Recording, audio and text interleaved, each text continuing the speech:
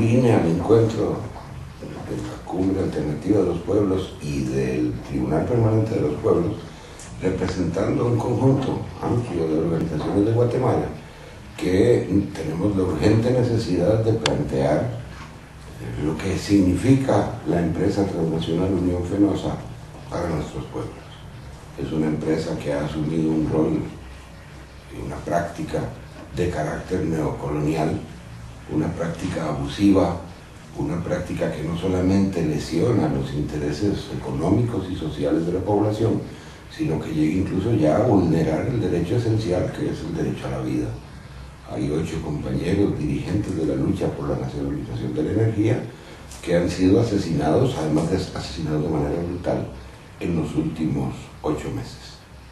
Obviamente, cuando se comete un crimen, uno que sea, la más elemental lógica y sentido común indican que hay que buscar a los sospechosos entre sus enemigos y entre quienes se benefician con su muerte. Y aquí no estamos hablando de 1, estamos hablando de 8. En la medida en que la impunidad siga siendo un manto que abriga todo tipo de atropello en contra de la población, en la medida en que no se esclarezca la autoría material ni la autoría intelectual de estos 8 asesinatos, nos sentimos con pleno derecho de considerar a Unión Fenosa y Transnatural como en la lista de los principales sospechosos de estos crímenes. Son empresas, por lo tanto, que la población las percibe como capaces, demostrado en la práctica, capaces de llenarse sus manos de sangre con tal de satisfacer sus codicias, su ambición sin límites, su afán de imponer su voluntad por encima de lo que la propia población pide, que en este caso es muy simple. En Guatemala miles y miles de familias reclaman la nacionalización de la energía, la consecuente salida de Unión Fenosa e Iberdrola del país. Se reclama la creación de empresas municipales generadoras, transportadoras y distribuidoras de energía, pero empresas facultadas, según la ley, para que la población ejerza incidencia política y tenga espacios de auditoría social. Es decir, pueda influir sobre las políticas públicas en materia energética en su jurisdicción y pueda también fiscalizar el desenvolvimiento, el desempeño de sus empresas municipales. Una maestra de una zona que se llama El Quiché, que es muy hermosa, me lo sintetizaba diciendo: de poco sirve cambiar un ladrón extranjero por un ladrón nacional. Lo que se trata es de crear empresas cuya transparencia permita garantizar la eficacia y la eficiencia que el pueblo requiere. El tema de la energía en Guatemala ha sido un tema complejo. La construcción de la más grande represa hidroeléctrica, que se llama Chisoy, significó 2 masacres en los años 80 que todavía hoy se recuerdan con extraordinario dolor y que marcaron el tema de las masacres del Río Negro. Y a partir de ello la población es un tema respecto al cual no se siente ajena.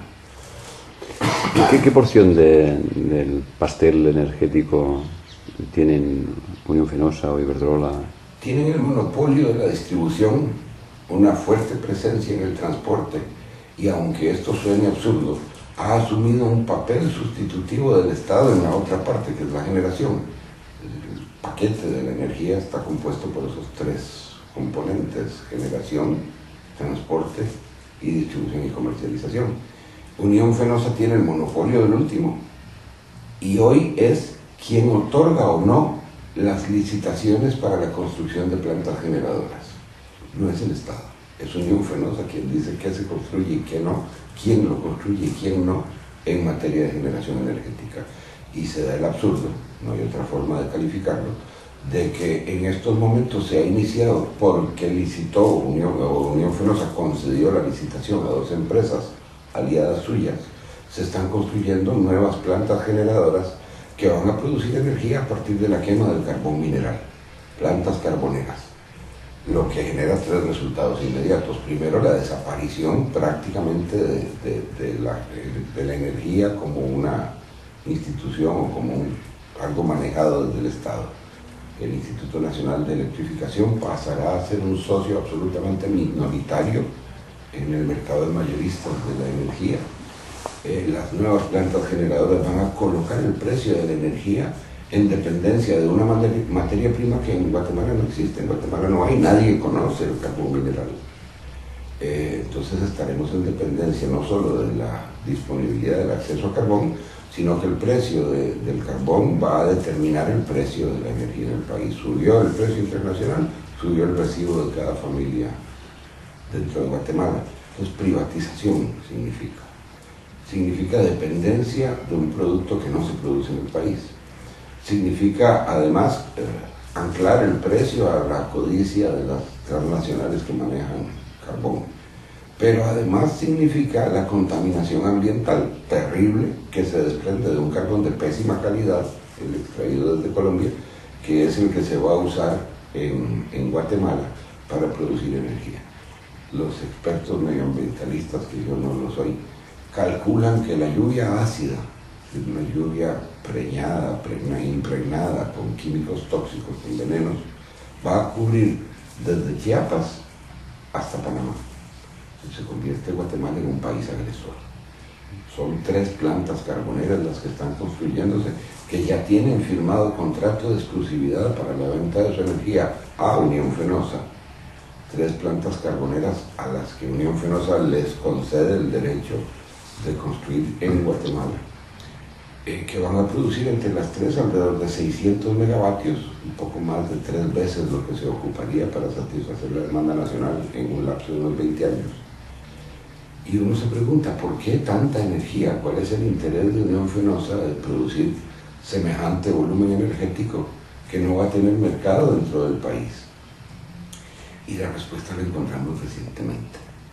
Resulta que hay un proyecto ya en vías de desarrollo para construir en el Atlántico y en el Pacífico, ser 2 puertos, un puerto en cada océano, puertos de alta tecnología, interconectarlos con una carretera de 6 carriles, 3 de ida, 3 de vuelta, con un tren bala, como el AVE que tienen acá, solo que en lugar de pasajeros mueve contenedores, y con un gasoducto, de manera que los grandes barcos que hoy no caben por el canal de Panamá y que salen de San Francisco o de Europa, no tengan que dar esa gran vuelta y puedan usar los puertos en Guatemala para el trasiego de sus mercancías, ahorrándole a las grandes empresas comercializadoras y transportistas una millonada.